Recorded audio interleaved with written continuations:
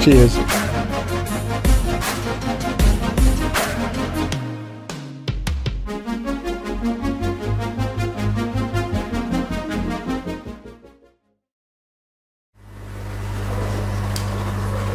They ball up under the light normally, so this is a magnifier. Have a look first. Yeah, I think I can just capture that. You need to face away. You're getting the reflection of the light that way. Yeah, let's go that way. Come that side. Look, there you go. Yeah, there we are. In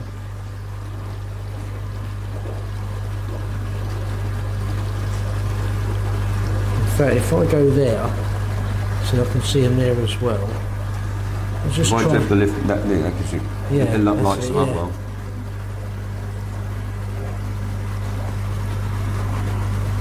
Yeah, so they're what, like 4 mil, 5 mil long? Yeah, they're bigger. They're a little bit bigger than that. Yeah. Yeah, and these are a week old? Yeah, so they hatched on Sunday, and their first feeding was on Monday. So they started feeding Monday. So these have had 3 days of food now. So the lights stay on in here all the time, and I feed them pretty much around the clock. So they're never going to go more than 4 hours without some food added to the tanks. So going back to what we said earlier, I want to get them from A to B as quick as possible and then out. All the time they're in here, there is a risk of a mistake or an error or a power cut. So they are vulnerable. They grow very well in here, and I get them started. But the safest place for them, really, once I get them out. That temperature must be critical then, keeping it up. Well, the warmer it is, the quicker they grow. Yeah. So I'm able to feed them hard, and in the warm water they convert that food very efficiently. And we'll feed them in a moment. And but these were only fed 2 hours ago now, so they're getting a lot of food.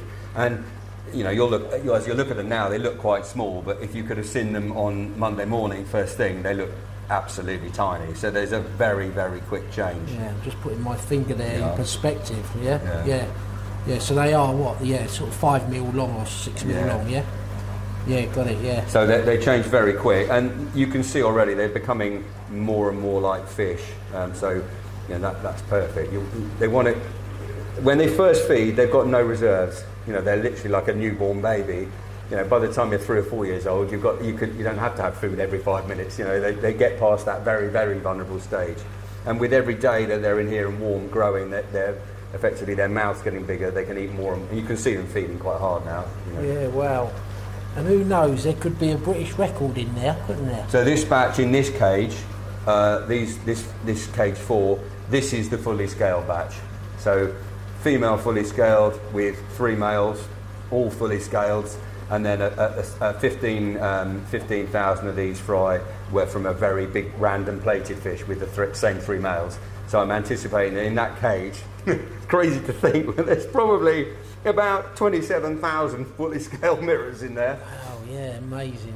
Yeah, and then where the zips are in this cage, you've got, these are not so well lit, let's put a bit of light on them, but in here, down here, you can see them there. You're going to have, some of those fish will be zip linears, some will be commons, some will be leathers, genetic leathers, and there'll be some scattered mirrors, plus there's some blue-grey crosses in there as well. What's the mixture of male-female that comes out? Naturally? Yeah. Oh, that's a good question. So naturally, in a natural carp population is exactly 50-50. Right. So in a wild carp population, it should be 50-50. That's quite an interesting question, because where I'm heading with that in my reply is that as a fishery manager, if you take out the smaller males, because statistically females will get bigger. The females tend to, when at this time of year, you're seeing lots of blokes holding on social media and in the mags, internet. You're seeing blokes holding big, pumped up females carrying a lot of spawn. Late record,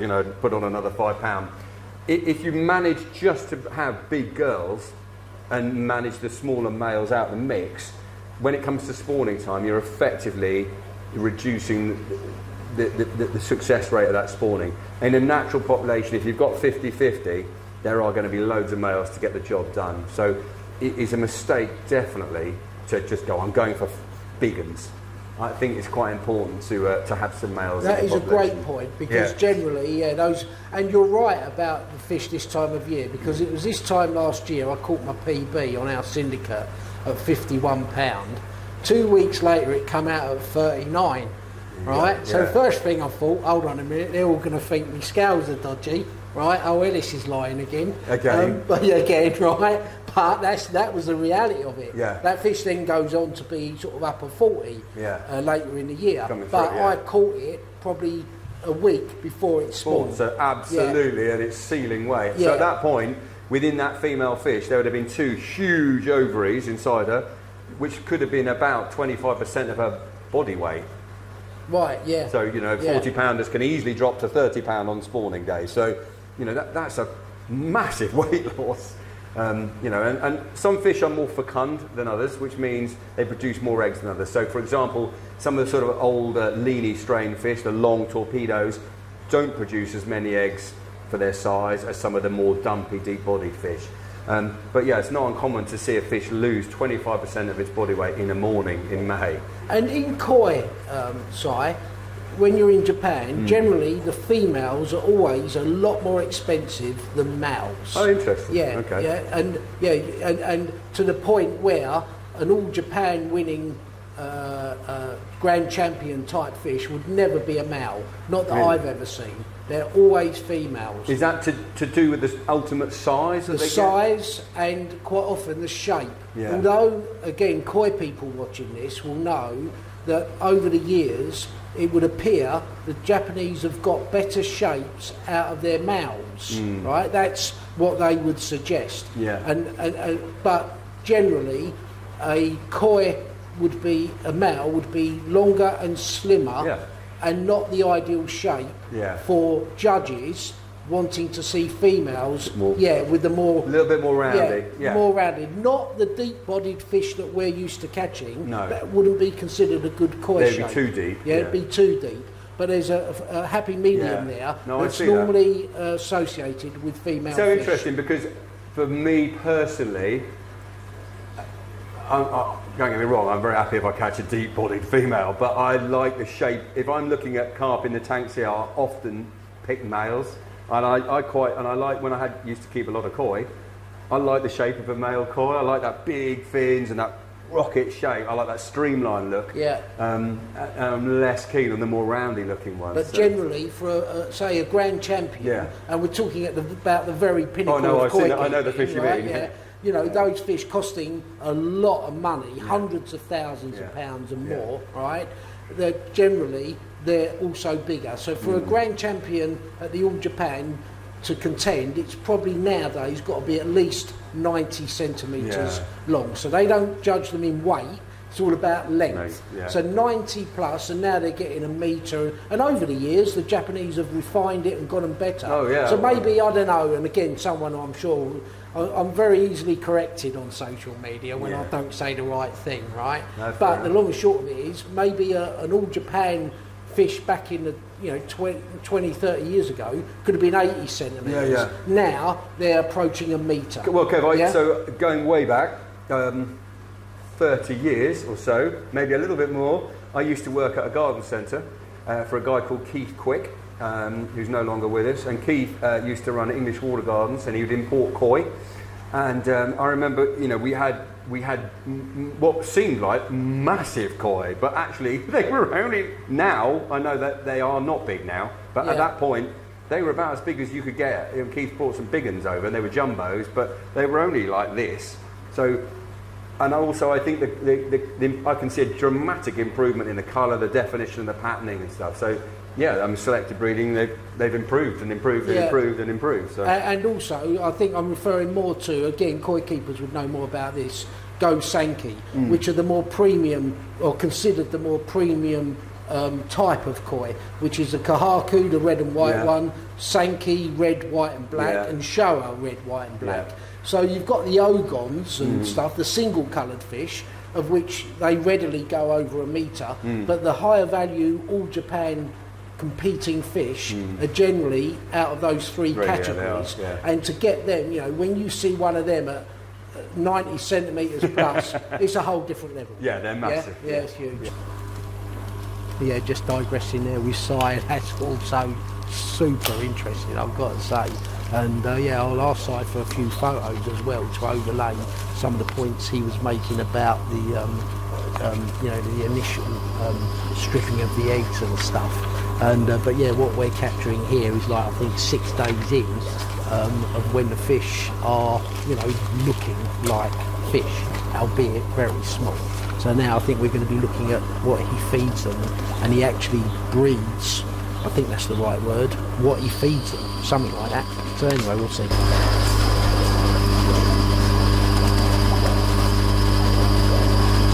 So what we got here, Si? So what I wanted to do, Kev, it's easy to stand in front of some zoo jars and talk about fish, but I just wanted to show you a little selection of some. So this is some of the fish that were involved in the production, the fully scales that we've talked about. Obviously you've got some really tightly fully scales there. This is the female that we used.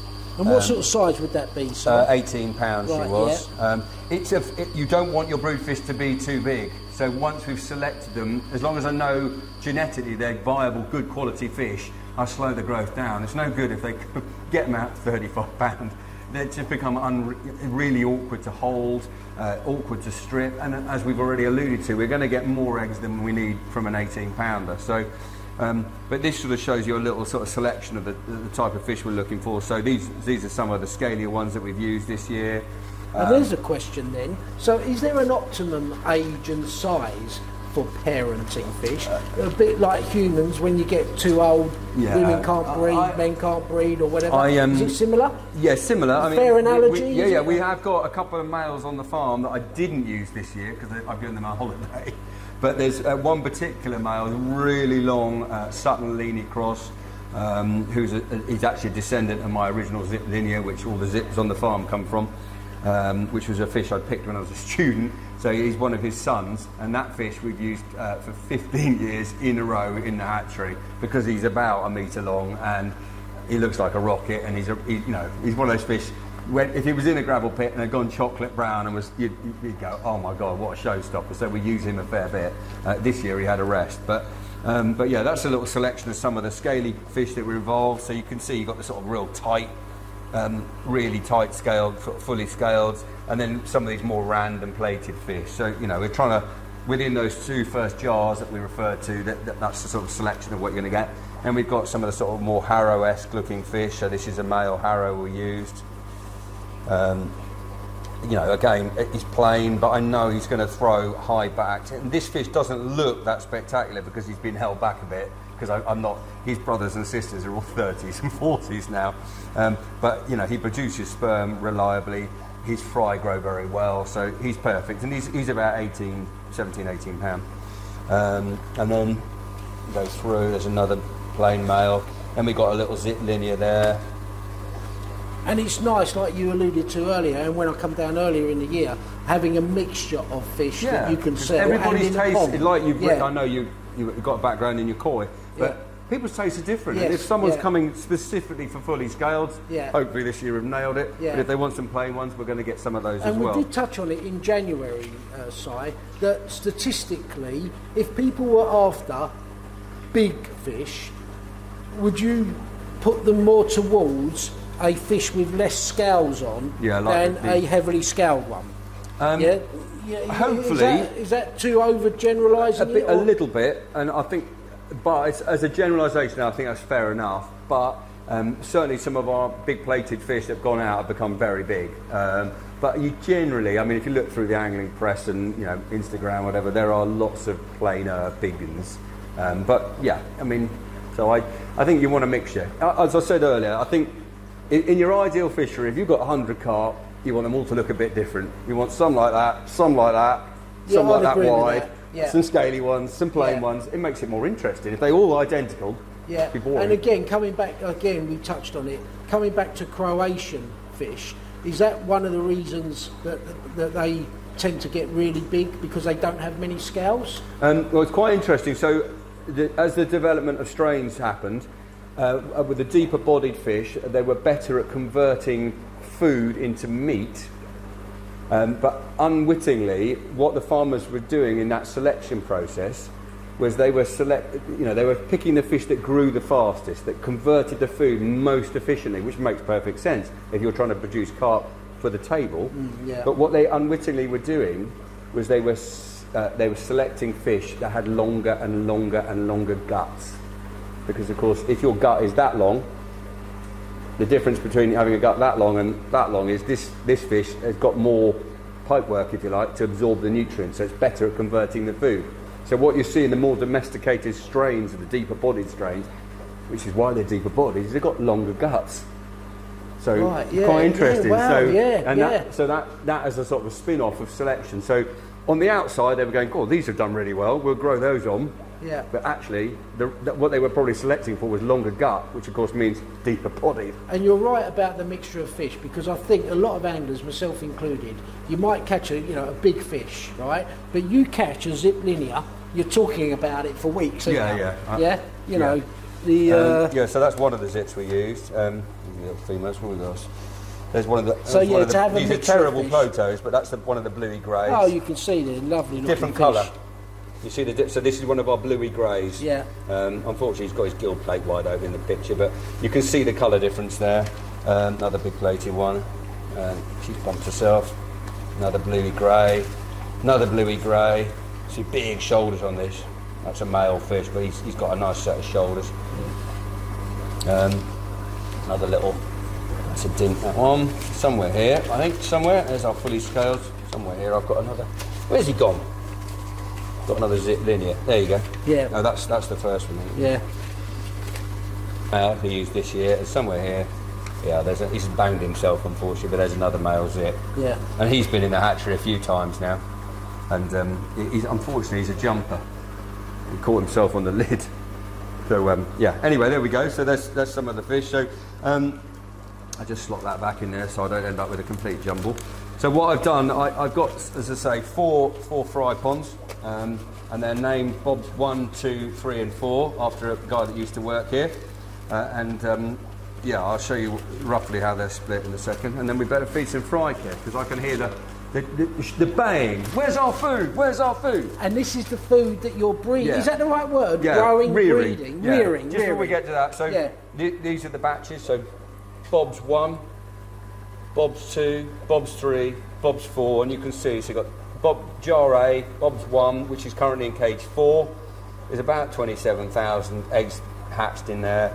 I've got 15 from the fully scaled, 12 from the big plated. And here in cage 1, I've got the blues. And you can measure that by the volume. volume. You've got a little bit. Yeah. It's between 100 to 120,000, but it's a rough number. But that's the mix of the 4. Yeah, that's the 4 batches. Yeah. Okay, so food. A really common error that people make when they send me that photo of a glass aquarium, say, I've got all these carp that have hatched, what do I do with them now? What the most important thing is to keep the water quality absolutely perfect, which we've touched on already, lots of clean water, but also food. So little carp need lots and lots of food to grow well, and also to grow without any deformities. And it's most important they get plenty of live food. So deformities could be a result of poor nutrition? Yeah, massively. Right, yeah, massively. yeah. Poor water quality, but nutritionally is really key. Often, when I get sent pictures of people that have tried to rear them indoors, you see facial deformities, gill plate deformities, and you see spinal deformities. And they get this sort of almost like fairy-like gill plates. The gill plates flare. Yeah, I can see. I know that. Yeah. Funny snubby noses. Yeah. Funny wrists on the tails. So getting that feeding right is really important. So what we feed them in here is Artemia. So this is marine plankton, and these 4 vessels. I can rear about 170 grams of Artemia a day in here. This is a lot of food. So each one of these is a culture. This is the most recent one, so I've harvested that one. The next culture to be harvested will be this one, which we'll harvest a little bit in a minute and I'll show you. And then this will be this afternoon's feed, that's tonight's feed, and that'll be first thing tomorrow morning. So are these alive? Forgive my ignorance. Okay, well, I'll go and get you a bag and we'll talk through it. Okay, right, Let me just go and grab the bag. Yeah.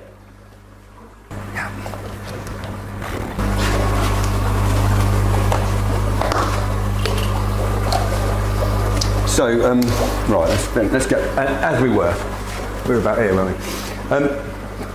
So the food that we rear for the carp fry is something called Artemia, which is a marine plankton.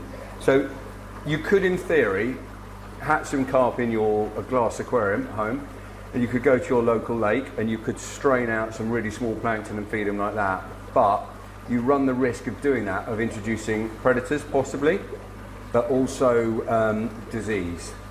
So what we're doing here is I'm producing marine plankton. So it's not fresh water like a carp, it's a marine plankton. It's basically juvenile shrimps. So anybody that's kept sea monkeys, you familiar with sea monkeys? No. No, so a lot of people keep sea monkeys. This is effectively sea monkey eggs. So this stuff, which I buy from a company called ZM, but there are other companies that make it, that's the cysts. This is premium grade Artemia cysts. So they come and they come in effectively an inert state. So they dehydrate. So they're harvested, dehydrated, and if you, I'll put some on my hand, hopefully without spilling thousands of pounds worth of them. So there you go. So they're tiny, tiny little cysts. So they could be in that state for 1,000 years, Pretty had much. water, They've been in my freezer. This bag has been in my freezer, not in the fridge, in the freezer, in a vacuum packed bag for a year. This is one of last year's. Right. So what we do, and we're going to feed the fry, and then we'll go through the process of resetting the culture up. This is the last feed they're going to get out there. So we take mature tap water, which has come out of this big tank, at 26 degrees, put it in there. I'm going to put in these are currently running at 15 litres of water in each jar. Then we add salt to create full strength seawater, so 35 parts per thousand. And then we add into 15 litres 37.5 grams of cysts. And then, as if by magic, you take something, I mean, there's a lot of magic happens in here. You've got carp fry. Nature is magic. It is amazing, isn't it? Yeah. You've got carp fry that you fertilise and put them in a jar, and within 24 hours there's a little beating tail. These are equally as cool because you take those cysts that have come out of a bag in the freezer, you put them in warm, heavily aerated salt water, and within 24 hours you've got a little tiny shrimp. And I can show you down a microscope, you can't see it, but that's what they look like, like that. And they're they've got little pulsing arms effectively, or legs. And if you were a carp fry, that is like a Mars bar going past your nose, and they absolutely hammer them. And that's them in there now. So this is the latest. I set that one off a few hours ago, right? And it takes 24 hours, and you can see quite clearly the colour change. Yes. So this was set off at about midnight. This was set off about 10 o'clock this morning, and I'm currently harvesting this one now, and then this afternoon I'll be harvesting that one. So I'm working my way around the 4 jars all the time. And in the course of a few days, I'm going through about 150 to 175 grams of cysts every day here to feed the fry. So I'm producing a lot of food. And you're feeding this for how long? It depends a little bit on the temperature outside.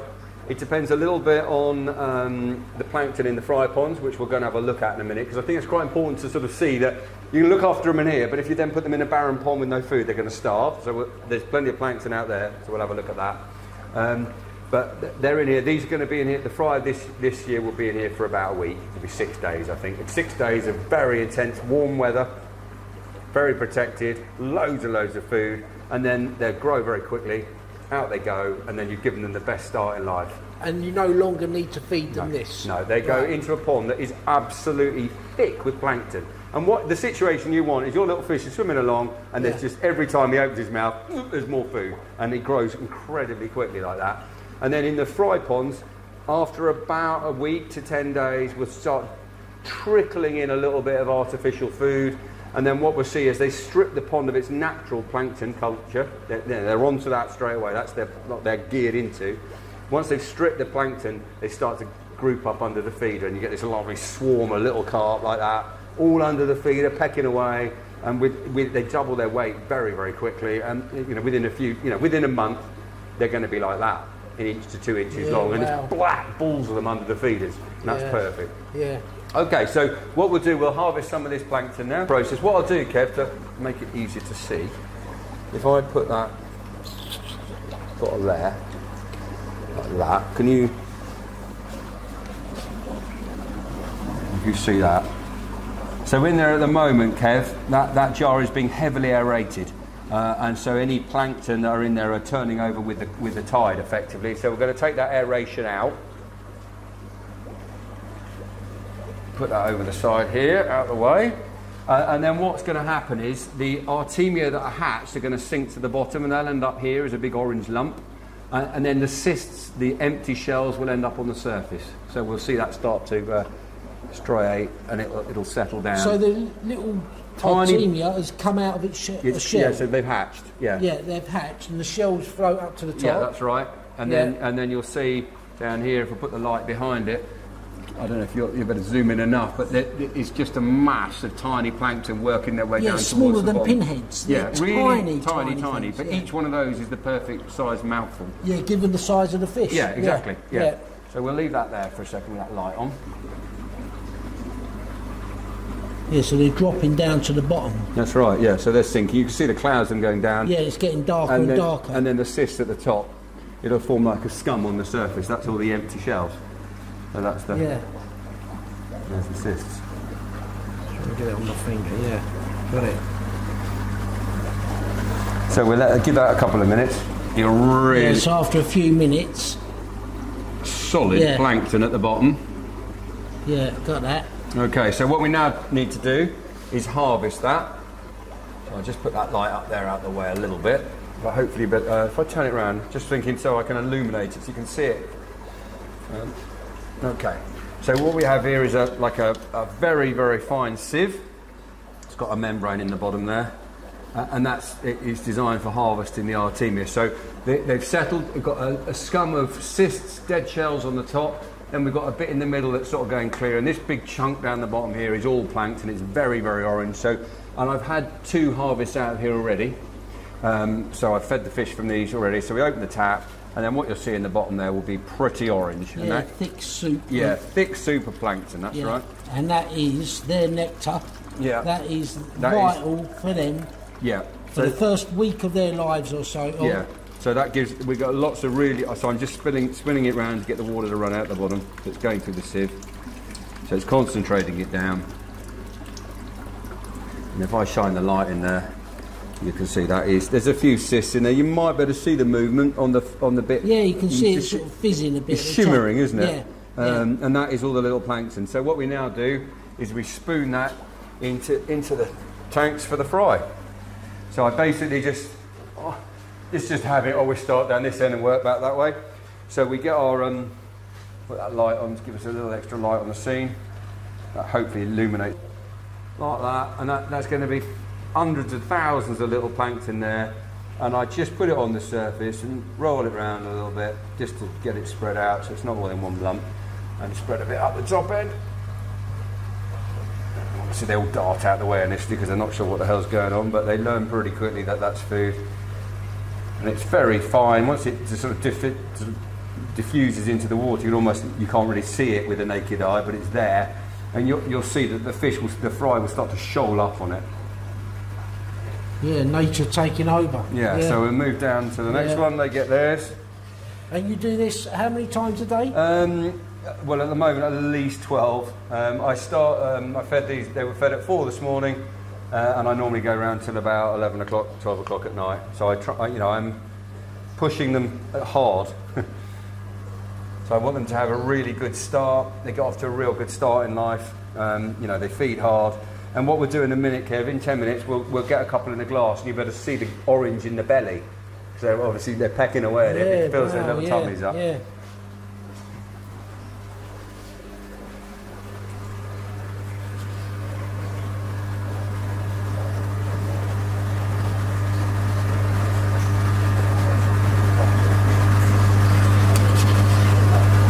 Obviously the cages that got the most fry in get the most food, but I don't ever worry about measuring it out.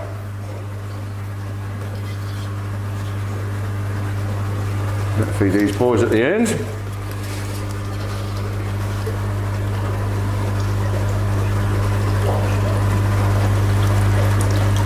It's amazing how quick they grow, Si, isn't it? With It'd think. be difficult to show you on the camera. Perhaps I can send you some pictures, but I've got photos from previous years where I've taken a photo every day. And when you look at them in day one, I've got a little glass that I hold up. When you look at them day one, they're just like tiny little shards of glass. Sorry, you were saying there, Si?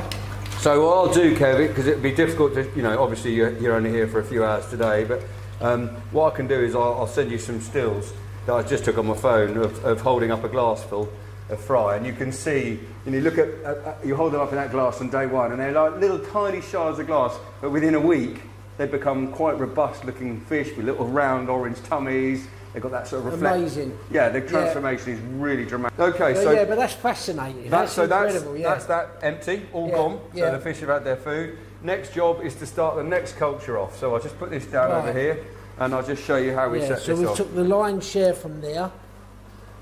Yeah. So you're constantly rotating. Yeah. And so when the Artemia hatch, nutritionally they're at best the moment they're hatched. So I don't want to keep them in here for a week and then go, we'll have a little bit and a little bit and a little bit. Yeah. You basically batch culture them so you get the best out of them. Yeah, so they're converting the food, the nutritional value. So it's the richest food. So if these shrimp are in here swimming around and not getting fed, they start to nutritionally become a bit poor. If you were a marine fish farmer, you would actually hatch your Artemia and then you enrich them. You actually feed them a bit and you can get some additional nutrients into them, which makes them better for the marine fish. But for carp, we don't need to worry about that. And these you dispose of? Yeah, so I'm just about to go through that. So this is the carcasses? Yes, they're the shells. Yeah? So I'm just about to go through that process now. So you can just see that on my hand there.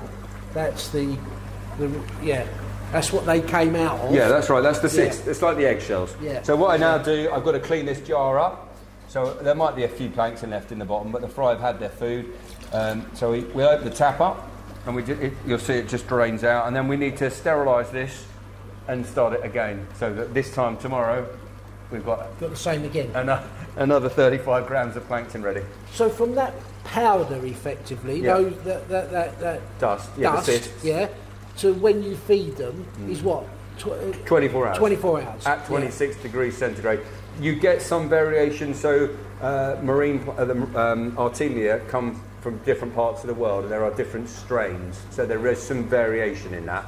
So some strains hatch slower, some hatch faster, some need the salinity up, some need the salinity down. But the batch that I use, which as I say, I buy from my mate Rowan at ZM Feeds, the premium grade I use, 26, very easy, 26 degrees centigrade, 35 parts per thousand, full strength seawater, and we'll mix that in a moment. In go the cysts, and 24 hours later, you're going to have some plankton.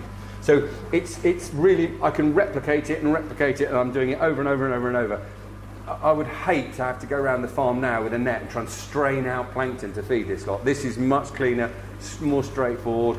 It's repeatable over and over and over. So I'm getting the dirty water coming out the bottom there. Swap the buckets, the cysts.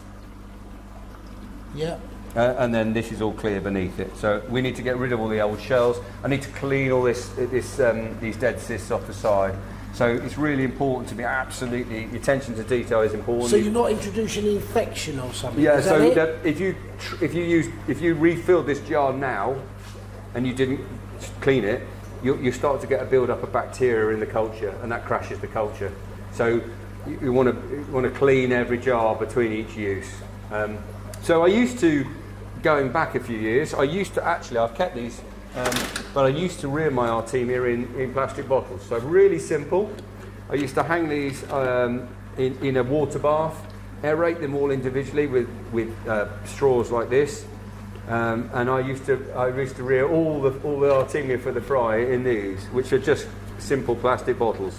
Again, which came from Tesco's, and I've got some of these that date back to sort of 2014, so they're over a decade old, and they're perfectly fine. But you know, it's a big farm, and it makes sense to spend a bit of money and get the right kit so you can do a proper job. I keep the bottles because I'm a bit of a fart when it comes to stuff like that. Nostalgia. It's a bit nostalgia. So that's similar. That's the dirty. That's the dirty. You drained it, emptied it. So for next job, get rid of this, and then I'm going to pour some scorching hot water down there, flush it clean, get it cleaned up for the next batch. Yeah. So really hot water. Pour it in there, and it purifies. I'll rinse it through, and then I'll wipe it down. I have some nice soft sponges. So I give the jars a wipe. Make sure we take off any bacterial slime. This water you couldn't keep your hands in there, it's too hot. So I pour that down the jar to rinse it out a bit. So we're just giving it a clean up, really. Yeah. Rinse it down the sides. Most awkward one for you to film, Kev, I'm afraid, is at the back. But so just wiping the sides down the corners of the jar, making sure we just take off any of the bacterial slime that's starting to build up. And again, like anything, really attention to detail. Yeah, definitely. If you don't get them clean, the cultures crash, and you go to you draw them off, you think these aren't moving, or they don't hatch. So it's really important to keep everything nice and clean. Vessel, tap is shut. What I do now is I put sterilised. Yeah, all job good. done. Have boiling water down there. Now get rid of this. So again, Si was just reiterating how important this attention to detail is, making sure that you're keeping them things alive. And that first, well, there's a lot of weeks and months ahead that are critical. And what seems obvious to me, that first week or two is ultra critical. So yeah, attention to detail. Yeah, sorry, Si, you were saying. Okay, so jars all set up, ready to go. So we need 15 litres of mature tap water. So I've got a bucket here with 10 marked on it. So that's the 10 litre line. So I'll get that set. That's bang on 10. It comes out. One of those goes in there.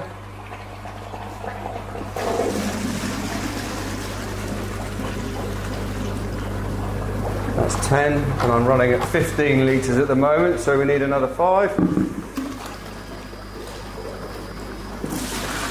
2.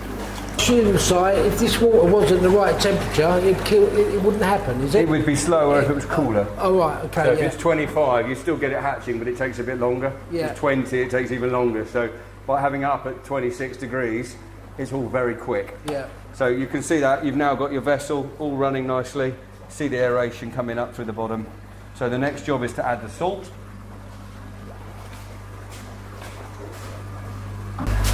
So to emulate seawater, how many grams of salt do you add? You need per litre? It's 35 grams per litre. So and that gives you what you'd get in the sea? Yeah, that's salt water, standard Right. salt water. So Yeah. I need 525 grams in here to take that up to full strength seawater.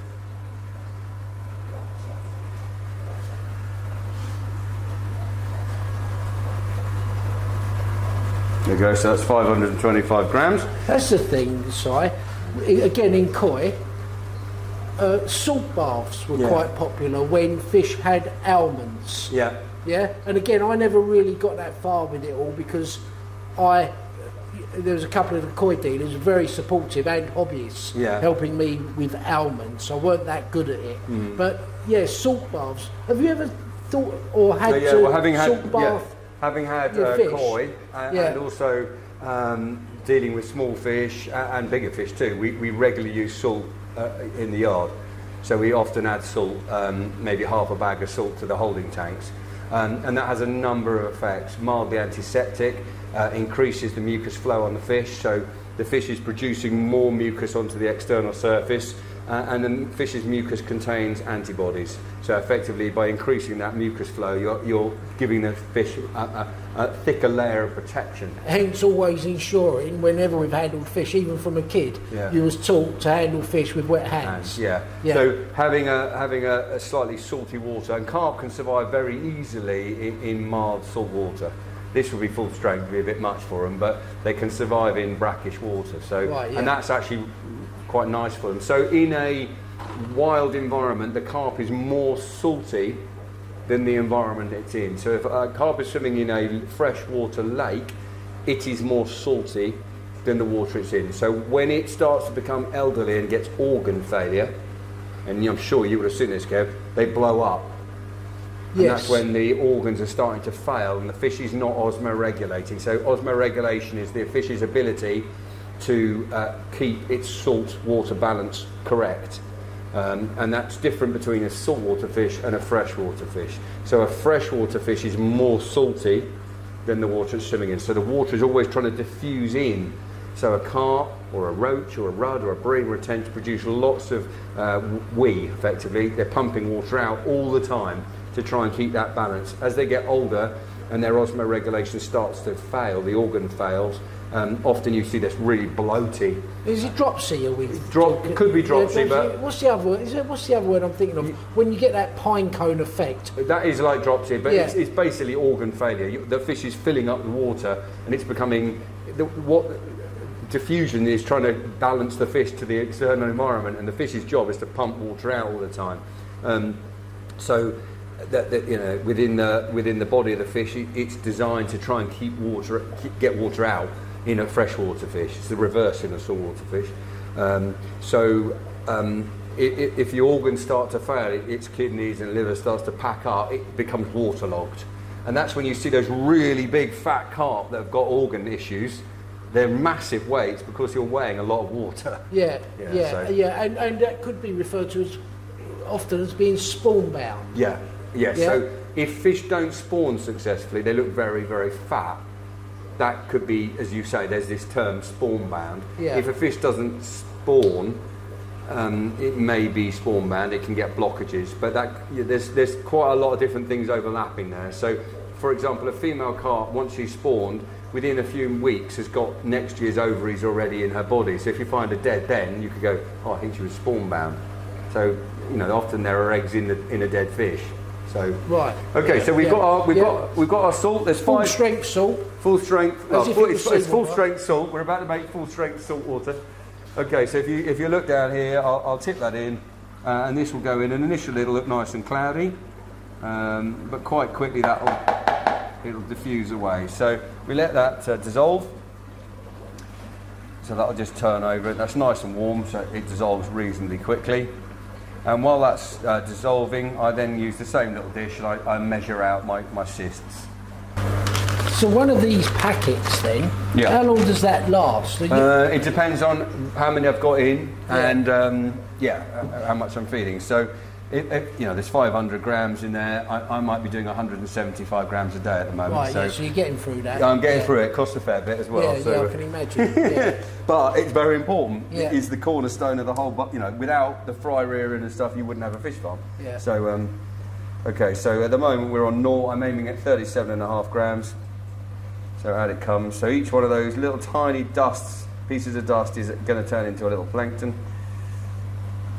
So there's millions there. Yeah, millions, yeah. I'm in a lot of trouble. So there are 37 grams. So that's 37 grams of cyst, which is enough for 15 litres of water. If you get greedy and put too many cysts in, you overpopulate. It's just the same with fish, chickens, sheep, whatever. If you try and grow too many cysts in that water, in that 15 litres, it crashes the culture. Right, yeah, again, nature. 2.5 grams is about where you want to stop at. If it goes to 38, it's not the end of the world, but you don't want to put too much in there. Yeah, 37.5 grams. Is the target, 2.5 grams per litre. Yeah. So I put a plastic band back on there. That goes in my little tub, which goes back in the fridge to stay fresh. Water's starting to clear now, so it's nearly dissolved there, so it's getting there. So we then add the cysts. So 37 grams of cysts going in. And if you'll see the cloud going down into the water. So there's many thousands and thousands. And 24 hours later, that's ready to feed the fish. That'll be fully hatched in 24 hours and ready to go to the fish. Yeah, got it. So it's basically I'm just doing batch cultures, and as I said, because I've got quite a lot of cysts in there, I can string that out over 3 feeds. So little and often is really good for the fish. It's better. Rather than having 1 or 2 big hits of food, it's better to constantly have plankton in those tanks. So as they're hunting around, they're finding plankton all the time. So there we go. Brilliant. So that's all set up, and that will be pretty much lunchtime tomorrow. This is a really lovely feeding response. If you can see that, they're all shoaled up, and I'm hoping you can pick that out on your camera, the orangeness of them. Yes. So they've got an orange hue, and that is the plankton in the gut. So they're effectively like little waste plants, hoovering it up, and that orange that you can see is the plankton in the gut of the fish. Oh yes, perfect. Now you can hopefully really see that. Yeah, you can. Yeah. So you can pick out the orange in the belly. So they've got really fat little tummies now, which is fantastic. So they're feeding well. So you can really pick out the orange in the gut. Amazing to think that on Thursday, Friday, I was stripping eggs out of a female fish and fertilising them, and they're now in that glass. You look at that and you think, there, you've got a future 50s on your fingertips. It's an incredible thing. And you look at those and you see all those little orange tummies, and you think, well, in another couple of days' time, you know, there's been a big change in 3 days of feeding. Another 2 days, they'll be bigger again. They can go out and they've got a little food reserve. They become a proper little fish, and they can hammer the plankton out in the ponds, which is probably where we should go now and have a little look, I think. Yeah, brilliant. Yeah, that was great sight. Yeah. Yeah, that's it.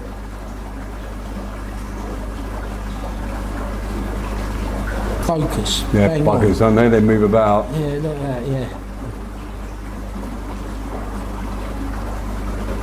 Yeah, we're just sitting going through Si's phone, and he's got various videos on Instagram for those who want to check out his page. I'm sure you've got plenty of followers already. But yeah, have a look for VS Fisheries. And VS Fisheries or Simon at Simon Scott Fishing or VS Fisheries. But, yeah, what we're just looking at here, and what I'll do is I'll lift the videos and put them on in poignant places. But right now you're seeing fish. Well, you say, Si, if we just look at your camera. Yeah, so these fry are 16 weeks old. These have been sort of in old money 3 to 4 inches. They're like that now. Already in 16 weeks, and you can see when that food went in there just boiling up underneath the feeder. So they've really learnt the crack now, and they're well on the way to becoming fish that will grow on for another year. Yeah. So look at that. You like that? Yeah. Yeah. And show me those other ones when they was at a week or a month. So that's 16 weeks. So we go back through it. That is 7 weeks old. So that's the same glass that exactly the same glass you just filmed in the hatchery. And that's 7 weeks. That's 7 weeks old. So you can see I only get 3 or 4 in the glass. And you can tell what they're going to look like. There's a linear there, there's a fully scaled there. There's a high back chap here as well. So yeah, they're real crackers. And if we go back a bit further, there they are. That's 1 month old. So I think for me, if you look at that and then you go forward to 7 weeks, another 3 weeks. Another 3 weeks to that. It is they are changing very quickly. But it's so important to make the point here, Kev, that if you are one of these tiny carp, it is literally eat or be eaten. And they are in a race. They are literally in a race of their lives. If they can't get to 4 or 5 pound, they will be eaten. Will they be eaten by the other carp? No, not in. You get some predation within the population. The carp will eat baby carp, other baby carp. But if these are in the wild, the kingfisher would have these. The heron would have them. Everything's going to have them. They need to get to 3 or 4 pounds really to be fairly safe from the cormorant. So, you know, they've got to get to that size. So their whole mantra is just eat. All the time the water quality is spot on. They feed and feed and feed and feed. And obviously, we want to grow them nice and quick, and particularly when they look like this fully scaled here. You know, what a cracker. When those fish that's going to go out as a C4 or a C5, and someone's going to be absolutely bloody delighted to get that one. Yeah. So, yeah, there you go. This is the same batch of the game that we saw the glass that was 7 weeks. These are genuinely fried from the same year class at harvest. So you can see they're basically 8 to 10 inches long. And how old are they there? They're 6 months. Yeah, so 6 months, and they're like and they're the grade that we're going to keep. So they will now be this particular batch I'm showing you the photos of will be this year's C3s. Example of the fry. So we talked so much already about different batches. So these are the fry at 6 months. You've got those two, and hopefully there we are. And you can see we've got some lovely starburst scaling coming on some of these as well. And I know they're going to be very, very popular. We've got a common in there or two as well. Broken linear, half linear, and a couple of zips to finish with. So there's actually a couple more pictures here. What else we've got? They are heavily scaled again. And whilst we're on that subject, right, my mate Roy, who's got the lake down. Your colleague's been down there. He's had some of your fish. Yeah. He's asked me to show you what. I hope this is good news. Oh, it's brilliant news. Yeah, he's very discerning, Roy. He's got a fantastic fishery there. So these are your fish that have come out in the last few weeks. Look at them. Yeah. So that's 42. That'll do. Yeah. Cool. That one's a 40. Excellent. Yeah. That's an upper 30. Oh, I like that one. These are your fish. Yeah. Yeah, he's got. I won't mention the name of the lake, but it's down in that Medway Valley. No, there'll be thousands of people going down there. You know, but anyway, but yeah. This is a good... Viv and I both get a lot of satisfaction at this point of the year, Kev, because you've got loads of people sending in pictures of real big uns. You know, it's a good time of the year to be fishing in May, and people are sending in pictures of big uns. We had a guy a couple of days ago send us one of the embryo venues, sent us a rake of pictures and said, "Look at your fish." Yeah, so amazing. Yeah, they do, and there's lots of 50s. And beyond now, so beyond, right? You need to tell me where those ones are. Well, no, I can't tell you that. Yeah, we need to know. No, remember, anything you tell me, it shouldn't go anywhere else. You won't go out of this room, Kev, honest. Yeah, promise will stay with me. What we'll do, Kev, so what I'd like to do now is we've talked in the hatchery, we've gone through the process. Within a few days, those fry are going out to the big wide world, so we need to go and look at a fry pond, and then I'll do a little rake through with a plankton net and show you what's going to be the next meal. Super. Yeah. This year's feed, so in different sizes, I guess, Si. That's a proportion of this year's feed, Kev. Yeah. So, we're at VS Fisheries. We feed loads and loads of Coppins food. We're great fans of Coppins. It's an excellent quality diet. And we're using this year 2 of the Coppins diets and also some wheat as well. So we put some wheat in the pond, boiled soaked wheat. So we feed them a bit of wheat as well, which gives them a bit of a balanced diet. We also, we never stock our ponds too intensively, so we like to think that there is natural food in the pond, so hopefully the fish are getting natural food, bloodworms, snails, shrimps, as well as the pellet. So, we'd like them to have balanced a reasonably natural life. Yeah. So when they go out to a fishery, they don't go, "Whoa, what's this?" You know, they've got a bit of an idea what's going on. Right, that's makes sense. So, Si, when we was here early in the year, in January, these were all full up with fish that were for sale. Yes. And they've all been sold, barring a few here. Yeah, these are actually some spare brood fish, which I'm keeping. We've got a young farmers group coming on Wednesday, and Richard, who farms here, has asked us to keep just a handful. These are bigger fish, and there's some smaller ones, just so the youngsters coming can see some fish. You know, show someone around a carp farm, and unless the weather's really lovely and sunny and they're all on the top, it can look a bit like, here's a muddy pond, here's another one. So these are just a few fish that we can show them. And these start to get filled up and ready for people to come and see more in the winter months. Yes, so the harvest period runs from normally around the end of October till March time, so the colder months. You could harvest fish in the summer, but this time of the year their auction requirements are very high, and also they're much more tricky to handle. They're much more lively. When it's cold, they're more sedate, they're easier to handle, and obviously with the colder water, their metabolism slows down because they're cold-blooded, so their actual oxygen requirement has dropped as well. And plus, it's easier, as we know, in koi to keep oxygen in colder water than it is really in important warm point water, that, Kev. And cold water holds lots of oxygen, hot water doesn't. So in August, July, August, if we get a summer, the water is warm, the fish's metabolism is very quick, so they need lots of oxygen, and the water itself holds very little. So, you know, the world of a fish is a very dynamic thing, the oxygen balance in a pond.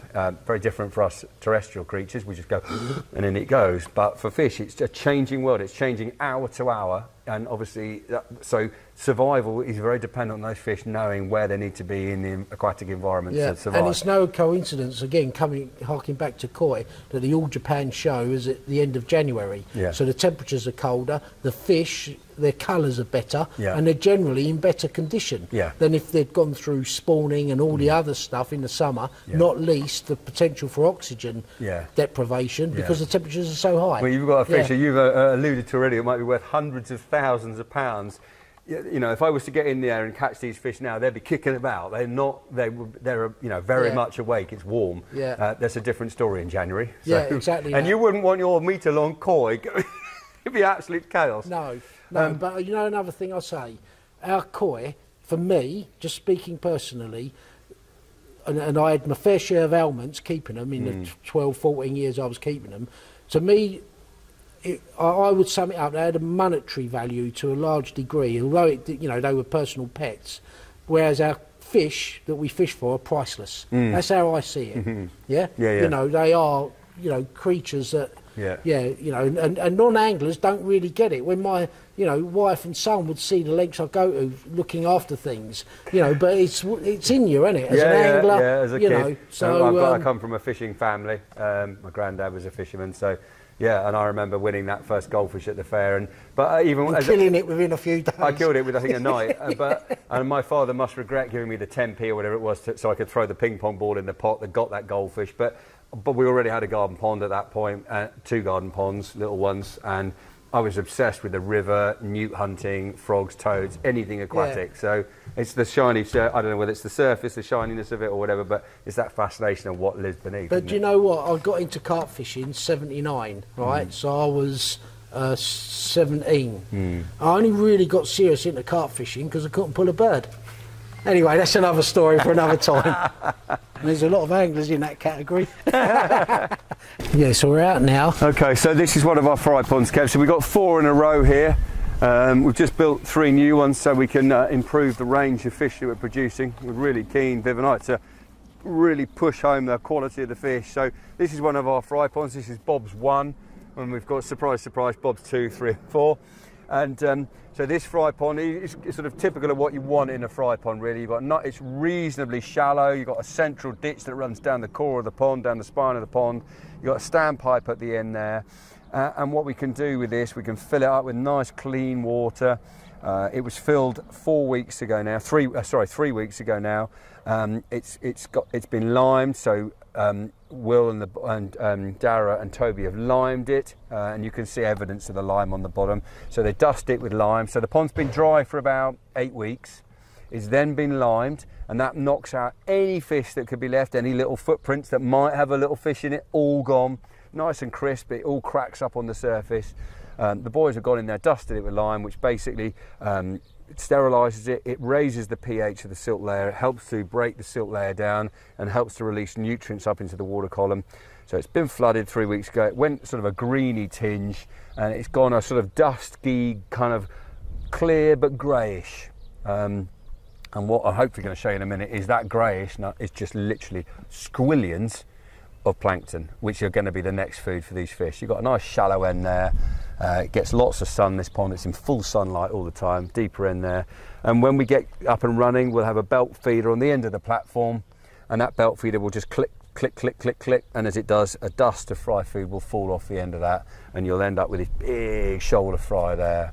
And then from that situation, what we'll then do is we'll skim out the fry and we'll grade them. We'll run them through what's called a bar grader, and we'll take off the biggest 1,000 or so, and they go to another pond, and they effectively get even more space. So they'll go from having maybe 20,000 in here to a pond twice the size of this for 1,000 of them, and that enables us to get them to that really big sort of hand-sized fry. So when do they come in here, Si? Those ones you've just seen will be coming in by the end of the week. Right. So another 3 or 4 days and they're out. So yeah, they're only in the hatchery for a short time. It's much safer in here than it is in there. 1 power cut. Yeah, your oxygen's gone. Yeah, or something happens, or I manage to drop a bollock and do something daft. You know, I get the buckets mixed up. Hopefully I won't, because I'm on it all the time. But you know, it's easy. The more intensive you become, which effectively that's very intensive. I'm providing all their food, their entire living environment is my responsibility. Yeah, and the more fragile things the more intensive you become, the harder you push that. It's 26 degrees, they're getting loads of food, but if something goes wrong, it's over very quick. Are you putting oxygen in here as well? Not initially. Right. So we have one of the most important bits of kit on the fish farm is an oxygen meter, and I can't stress enough to fishery managers that oxygen meters are a really, really important bit of kit. But we'll test this once or twice a week. And you know, you can get a bit of through experience. You look at it, and the fry are really busy. You think, oh, they're fine. But if it goes a bit of a funny colour and the fry go off the feed, you test the oxygen, and if needs be, we've got air pumps in. You can just see the hose on the surface there, so we can aerate that. And that comes through a blower. We have blowers on all the fry ponds, and that enables us to run 4 air stones in the pond, and that will help keep the oxygen up. We don't want to ever stock so heavily. I mentioned the intensification indoors. The rearing ponds across the whole farm, we try not to be too intensive. You could get more fish in per acre, but again, every time you put a few more fish in, you're pressuring the system more. It becomes more likely to drop a bollock and kill them all. So nice and steady. So we've got the aeration here, and what we want to do is in that really hot weather in August, when the fish are a bit not really having it, if we can aerate we'll keep them feeding nice and hard, and they feed through the summer, so you get a full growing season. That's important. And you just reminded me of something there. I would say, in my experience of koi, and people I come across, the biggest killer of koi was mechanical failure. Yeah. Yes. Yeah. Yeah. 100%. Yeah. Yeah. It's and if you look at the average koi pond, it's very reliant on kit, isn't it? You've got pumps, you've got aeration systems, venturis. There's lots of kit, and there's lots of things that can go wrong in a natural, in inverted commas, mud pond. This is obviously a man-made pond, but it's reasonably natural. It's clay lined. There's no liner in there. I can push my fingers down into that sediment layer. It's nice and soft. There's a biology going on in this pond that you wouldn't get in a sterile type koi pond environment. Once the fish are in here and we haven't stocked them too heavily, they should rocket away. Right, so that's perfect. Yeah. Right, so I'm going to get my waders on and have a little chase about with my plankton net, like a butterfly net, and see if I can show you some plankton. You won't have seen those, Kev, but they just shot off really quick. But I've just seen a couple of newts heading off down the marginal shelf. So I'm a massive fan of newts, and I am now becoming increasingly a conservationist too. But I look at... there they are, they come up to the surface. So and another one coming up there, he's coming up for a breath. Yeah. Boop, and down he goes. But I love to see a newt, and I don't mind seeing them around the farm at all. But in my fry ponds, it's definitely a no-no. So I know that they are prone to eat fry. So they will be on those little carp fry you've seen in the hatchery, they'll be eating maybe 50 of them a day. So so what we do, I trap them using some newt traps that my old friend that used to work here, a guy called Martin Rosier, built, and I'll move them down the hill to one of the big ponds they're out the way. Right, but I look at that and think, it's like a little piranha swimming around. But anyway. Does that also demonstrate the quality of the water then? Yeah, we got a lot of newts on the farm. Yeah, there's a lot of newts. I mean, a lot of this was arable farm before it was ponds. And that is basically a monoculture of wheat or barley. So by having ponds and marginal habitat, you're creating lots and lots of habitat. There's lots of stuff here now that wouldn't have been when it was a field. So I don't mind seeing newts in all the ponds. It's great, but I'm not so keen on them. Yeah, you don't want to meet in your. I don't want to meet in your livelihood. I can eat a couple. That's but another tenner. It said. Yeah. Chomp, chomp, chomp. Little tail disappearing down its mouth. Yeah. Right, Kev, I know you're keen on blokes in rubber gear, so I thought I'd slip into something a little bit more sexy for you. Yeah. But what I wanted to show you now is... Take me back to the 80s anyway, go on. What I wanted to do is show you what the plankton's all about, so that's going to be the next food for the fish. I can actually see it above the white stones on the bottom here. So put a little bit of water in there, and what I try and do is catch you a few plankton and then show you. So hopefully... Okay, Kev, so... There you go, I'll bring it out to you to show you a couple of paces there, and there's loads and loads of Daphnia. Oh, right, yeah. See those? So there's also a little Corixa in there. It's a lesser water boat, which we're not worried about him from a fish point of view, but this is actually some of these plankton are a little bit past the best for the carp, but there's still plenty of.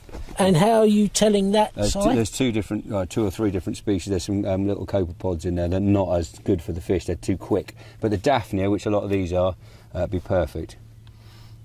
So there's plenty of tiny Daphnia in there. So they'll find plenty to eat in there. And the way that we can actually improve the plankton is to actually have a bit of a walkabout in the bottom, stir the sediment up, and that releases more nutrients, so you're fueling the algae come again, and more algae, more plankton. So you can sort of keep the whole thing running. So when you have dried the pond, and the pond's bone dry and you've limed it and everything else, how are you encouraging that plankton to grow? They'll be laying dormant in the mud. So there'll be cysts in the mud. Like the cysts we've just looked at in the hatchery, you get the same happen with plankton. So Daphnia will just appear in the ponds. I can, if it doesn't work well, I can spike it. So I can go to other ponds on the farm and get a sample of plankton and put it in here. But these ponds tend to spike, they fuel up pretty quickly. So. And am I right in thinking you can add manure? Yes, yeah. Aged manure to speed the process Yeah, you can along? You can add some manure. We add a bit of manure. Normally we find the water is quite productive here anyway. You get quite a good bloom. And as I said, I can walk up and down in here and stir. You see where I walked in, I've stirred the sediment up. Just by doing that, there'll be nutrients coming up into the water column, and that in itself will again just maybe push that algae bloom on again. So, you know, a little bit of walking up and down is not a bad thing. But again, coming from a fed environment now to another fed environment, it's all about getting that feed. Yeah, getting the nice, everything lined up right so the fish have a good start. Yeah. I'll go and see if we can catch the lads. We'll take a truck around the farm and I'll show you some of the sort of next ponds where they'll go after this year and beyond. And how long will they stay in here? Okay, good question. So they'll be in here, some of them, as I've touched on already, will be in here only a month or two, and then they go off to be separated and split out. But let's say they're in here for their first summer.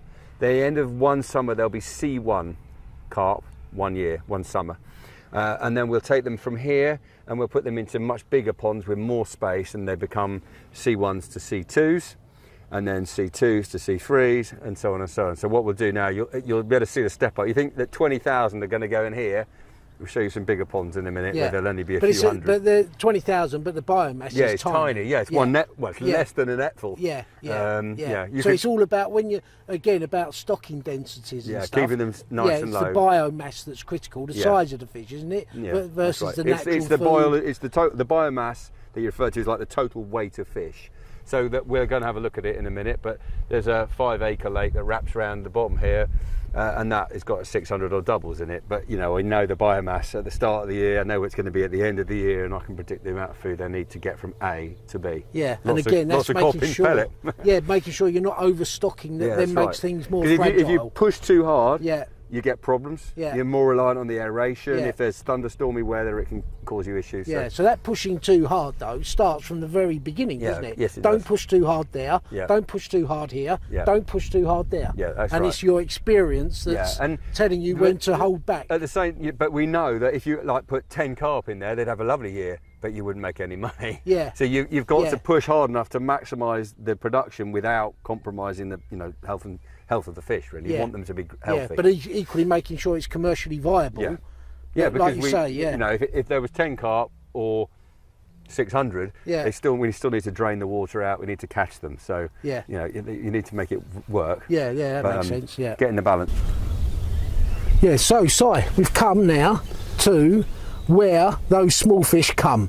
So this is a second year pond. So we've talked a lot this morning about little tiny pinheads feeding them Artemia and then putting them out into a pond full of plankton. Their first year is kind of covered. Now we've done that.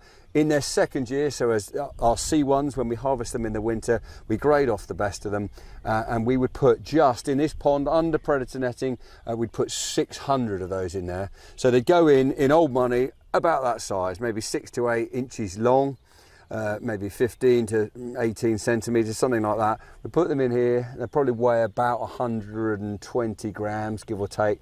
They come in here, 600 of them, loads of room, loads of space. We then feed them on a pre-described amount of food. And if they have a good run in here through the summer, we've got a couple of aerators, so that, as I've mentioned already, the lads will check the oxygen once or twice a week. If they have a good run in here, when we harvest them, hopefully the stamp of them will be about 3.5 pounds, something like that. There'll be some 4-pounders, but there'll be some 2s. So we grade them again. So we'll hopefully, if they have a good year, we don't lose any. We put 600 in, we get 600 back out. Normally I put a couple in for spares as well, so they might get 602 out. We like it when the percentage is actually better than it should be. They come out here, we grade through them, and then if you turn round, we're looking to put about, this year we're running at 380 of those C2s going in here. So this is a C2 to C3 production pond. No predator netting now, they're past that point that the cormorants could eat them. So they're, in terms of poundage, what weight are they? So they're coming out here at, let's say, 3.5. 3.5 pounds. Yeah, if we take that as a ballpark, we'll have some ponds that will be stocked with 4s. But there'll be 3.5.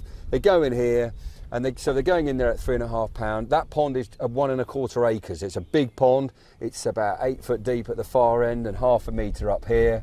Got a couple of aerators in it, and we'll put them in there, and 380 fish going in there, you know, this sort of size. They go in loads of room, but if we get it right and have a good year, a lot of those will be sort of 8, 9, 10 pounders. And at 3.5 pound, they're cormorant proof. Getting close, but that's a good point. borderline, but we can put a gas gun out here, and we know when we get to harvest the C2s, normally we're past the worst of the period for the cormorants.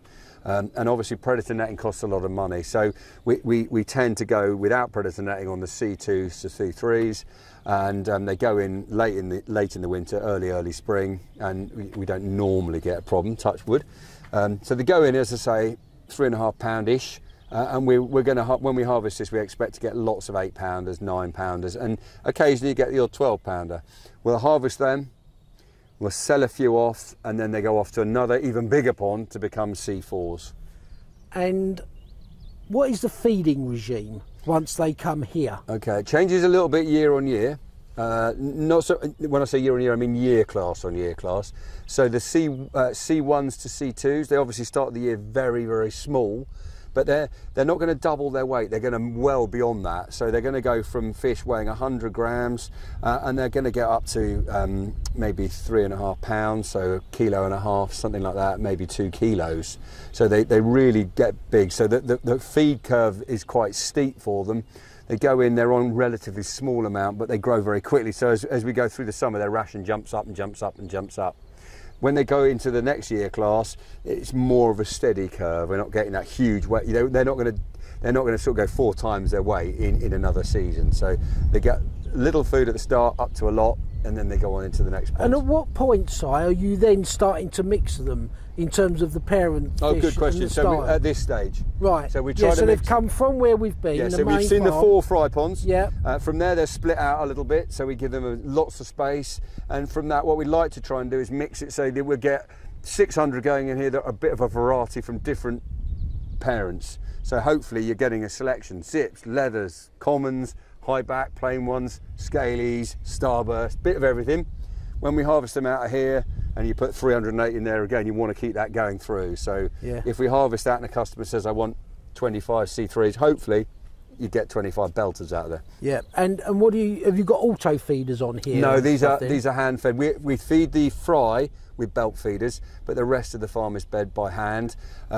We have also got a feed blower, which we can tow behind the truck, which takes 10 sacks of pellet, and that just blows it out, so we can drive around and we can put in predetermined numbers to feed. So it just takes some of the arm weight ache out in the summer. Sure. Obviously, at this point of the year, it's May, it's quite early in the season. As the fish get bigger, the ration gets bigger. And again, coming back to what we were saying earlier about not pushing the boundaries, that you're conservative in your stocking. Yeah. I mean, if I said, well, there's only 600 here, we maybe nearly doubled the amount of food, the pond might cope with it and the fish might cope with it, but they come out overweight, fat.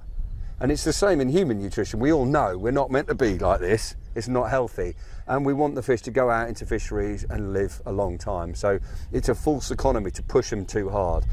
From Viv and I's point of view, the very best scene or scenario, if you like, Kev, is where customers ring us and go, oh my God, those fish we bought last winter, it's only a few months ago, but they've already put on 1 pound or 2. They are happy customers. If we put fat fish out, they're unhealthy and then they drop back because they don't like the environment. That's not good for business. So. Yeah, and on the subject of food and high oil content and high protein and stuff, are you feeding the different style of pellet during the year? Yeah, we change a bit through the spring and coming into the summer.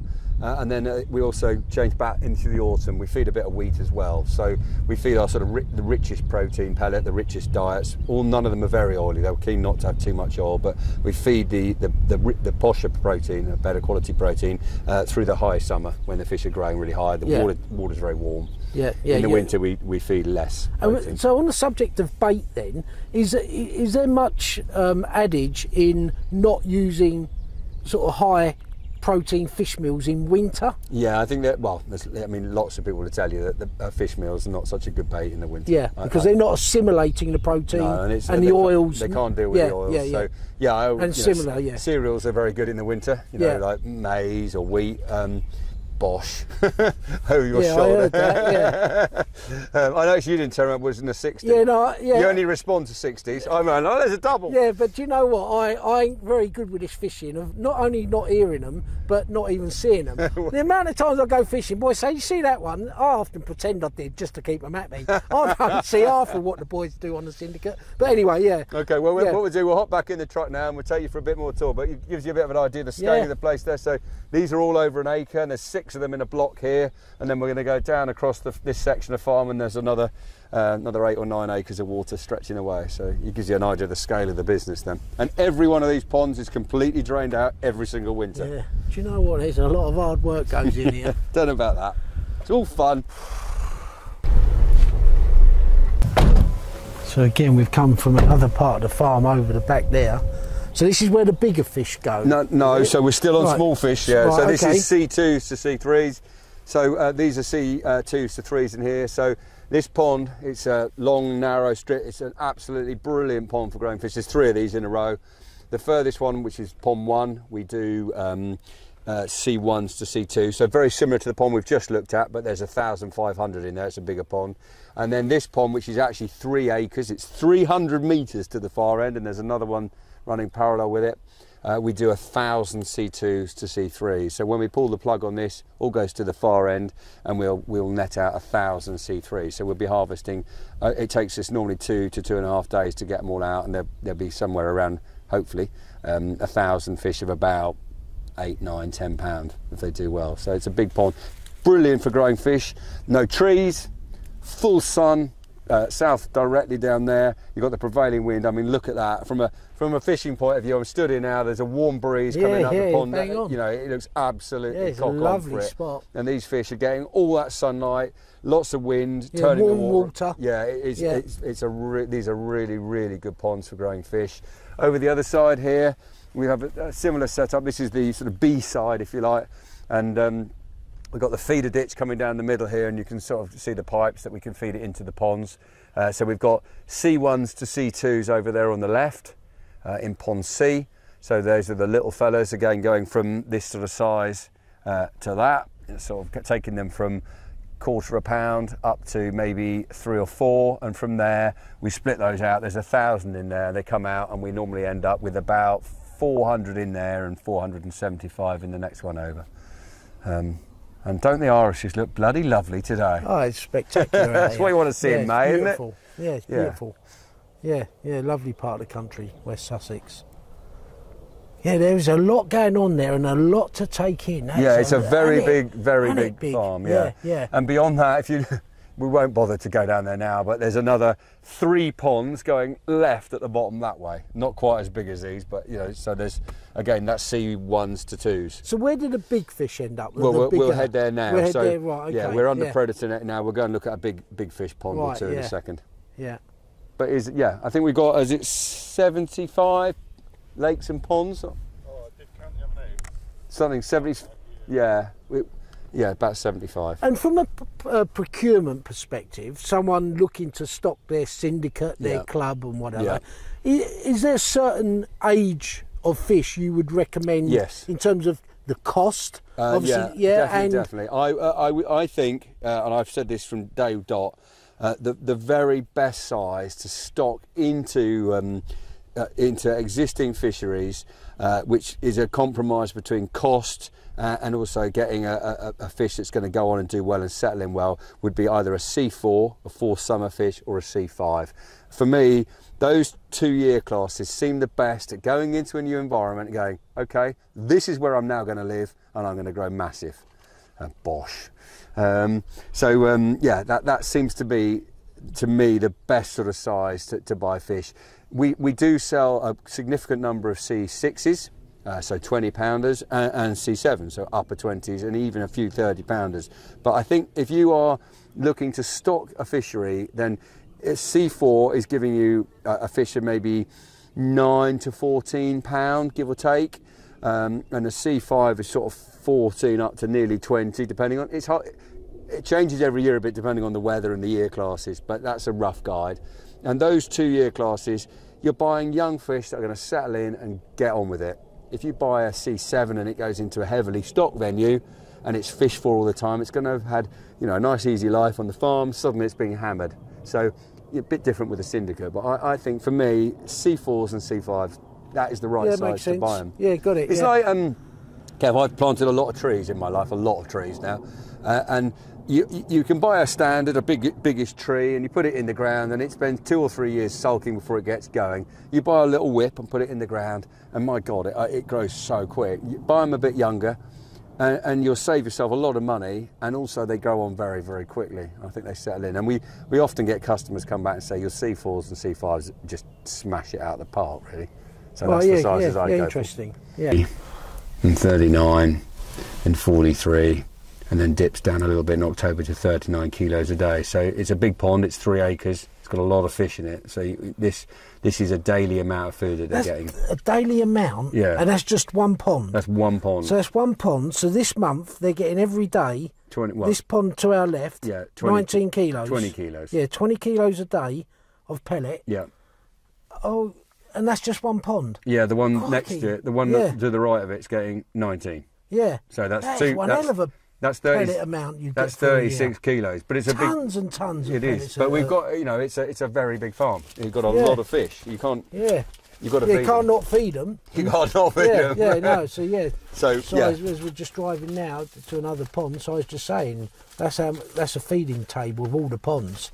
Crikey, it's just dawned on me how much food pellet goes into these waters. Yeah, because it's easy to skimp on it, think, I'm not spending so much this year on food, but then your fish won't grow as optimally as you would like. Yeah, so you've got to feed them. So and feeding them the right quality pellet. Obviously, if you feed a lesser quality pellet, you don't get the growth. So you've got to constantly balance everything up to try and get, as we've talked about, not pushing the system too hard, but feeding it hard enough to get the growth. I mean, that sounds a lot then, 20 kilos of pellet a day. But that is a 3 acre pond. There's 1,000 fish in there. I'm just thinking of all the ponds you've got. Just how much food's going in. Yeah. Wow. Yeah. But then, as you say, a lot of water, a lot of fish. Yeah. It's a lot of water. Yeah. Yeah, we're good. Yeah. Okay, Kev. Well, we've looked at a big section of the farm. There's lots of quite rectangular style ponds, and this is another rectangular pond, but it's in the valley. This is a pond we call Medhone South. And to give you an idea of scale, this is 4 acres, and in here we do somewhere around 380 to 400 C4s to 5s every year. So again, big pond. It's about 14 foot deep here at the deep end. The central gully runs through the middle. And if we turn around over our shoulder, this is Medhone North. And this pond is just under 6 acres. It's like a massive anvil. It goes down to the island, you can see, with a blue aerator sitting in front of it, and then it sweeps right the way back round either side. So this is a really big pond. And as I say, about 6 acres. And there's about 600 fish in here this year. C3s to C4s, so going in at sort of 7, 8, 9 pound, and they normally come out about 13, 14, 15. And then we've also got about 100 C6s in there as well. So we produce a lot of fish in there. And so we touched on earlier how you can have ponds immediately adjacent to each other, everything looking identical, yet one pond seems to do a lot better than others. Yeah, I mean, that's a good, really interesting point, and this is a poor place to be stood to talk about it because they're coming, one pond flows into the other. But the point you're saying, Kev, is where you've got literally 2 ponds in parallel, like the ponds we saw just now. Like you would see in Japan with the breeders and their mud ponds. And where we've been looking at those netted, those 300 metre long ponds, and one of those is always slightly better than the other. And I think a lot of that comes down to the soil, the substrate that the pond is dug into, because the water feed on those 2 ponds is identical. It's coming in through the same pipes. So I just think one pond has got slightly better soil than the other. And any farmer would tell you that within a farm, and this, obviously this is on a 2,500 acre farm that the fish farm is situated on, there are fields that are better for growing crops than others. And if you use very poor quality ground to dig your pond, you get poor quality soil, you get poor quality production from the fish. So better quality soil produces better quality ponds, definitely. Right. So looking down from above, you'll get ponds. Some ponds will bloom better than others. Some ponds are better fry than others, and that seems to be the case. It's borne out here. Are you getting weed in these ponds? Are you encouraging weed? No. Naturally, through their digging, they're feeding in the sediment layer, they're stirring up sediment, and that suppresses the weed growth. We get a bit in some of the ponds, particularly the shallow ones, but on the whole, certainly in this pond and the pond above it, we don't get any weed growth through the summer. And what's your thoughts on weed growth and encouraging it or not, as the case might be in fisheries? Yeah, as an angler who's fished in quite low stocked fisheries, I'm more than happy to have a bit of weed in the fishery. But I think also from a fish health and welfare point of view, if you're fishing in a forest and you're casting miles and you're having to physically drag that heavy fish back through the weed, I'm not keen on that situation. If I hook a fish, I want to get it back without pulling his head off.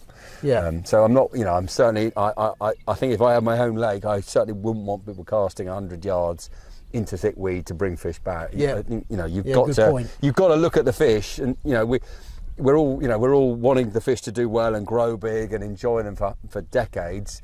You have to show them some respect, and there's a point where if they're way out there and you've got to bring them back through acres of weed and you can't get them back and you're just losing them, it's not doing anybody any favours, is it? Very good point.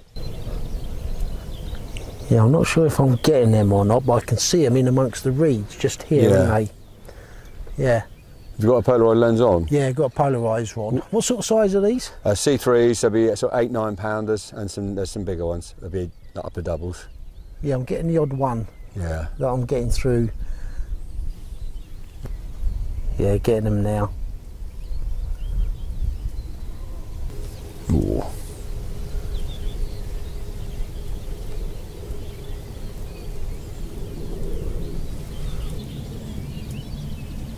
Well, that's been a most enjoyable, I think, 5 hours, something like that I've been here. I was expecting to be here for a couple of hours. And so we've gone around the rest of the farm. I'm just going to have a quick catch up with Si. But there's one question I need to ask Si, and I said to him, I don't know whether it's a clever question or a stupid one, but I'm going to fire it away anyway. So I've got a question for you, all right? I've got a glass of water for you, Kev. So if it's a stupid question, the glass of water, you'll be wearing it. Right, let me have the glass of water then, just in case. Yeah. Go on then, go on. Give me your best question. Si, we worry about rigs and this, that and the other when we're fishing. Yes. Right? So again, forgive me, viewers as well, if this is a stupid question. But how do fish see our rigs and everything else that's going on when they're down at a 45 or 90 degree angle and the eyes are in the top of their head? Okay. Have they seen the rig before they get to the rig? Yeah, so that's how do they see in the dark? Now, is that a clever enough question not to throw this glass of water over That's several questions I think you've asked me. Right. Firstly, we know, because the position, although they're not in the top of their head, they're on the side of their head, aren't they? They're here. If you look at the position of a carp, it's got very good vision around itself, but actually right in front of its nose there, it's poor. So as opposed to a pike, so it's slightly better to, they can look forward more. So they've got good binocular vision, whereas carp have got quite good monocular vision. So they can see around their body. So they can see like up there, which I can't see because my eyes are forward facing, but a carp would see up there. So they're able to see potentially predators coming. So they're not good right under the nose. So sometimes you might see this with chum mixer, they come up and they miss the mixer to the side. So their actual very close vision is not so good. In terms of what science believes that they can see is they've got good colour vision.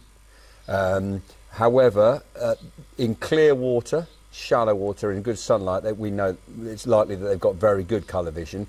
You mentioned the dark. Well, carp have evolved over millions of years to live in a more murky, duller world than we in. So as terrestrial animals, we're in bright sunlight today, which is fantastic, and our eyes have evolved to live in the bright, daylight, in fresh air. Carp's eyes have evolved to live in a more murky world, so it's likely that they can see better in low light conditions than we can. And that research backs it up by looking at the number of rods and cones in the eyes themselves. They reckon that carp can see probably better in the dark than we could. But by the time it's picking up our rig, let's say, our baited hook, they can't see that, can they? It's unlikely they can see it there, really close in. So they're using their mouth to... Yeah, but I certainly, when I used to play about with fishing tanks a lot, I could show you that carp can see, for example, a single hook shank on a piece of like half-pound line. So I cut the bend off and I used to put that little piece of shank with the eye on it on the bottom of the tank, and on that sand, maybe it was to do with the contrast, but fish would swim up to it and pick it up. Now they were 5-pounders. Right, okay. But we know a carp can survive very well, particularly as it ages, with very little or no vision. So they're quite good at dealing with no vision. They've got extremely good sense of smell, taste. The lateral line gives them a sort of almost a radar effect around them, which we can relate to smell, and we can relate to taste and also hearing. We don't have a lateral line, so it's quite difficult to us to imagine what that must feel like. But if you watch a shoal of roach swimming, and they all turn at the same time, that is the effect that that's what we believe the lateral line gives them, that ability to do that. The front fish isn't going, everyone turn left, and they all turn left together. As they move as one shoal.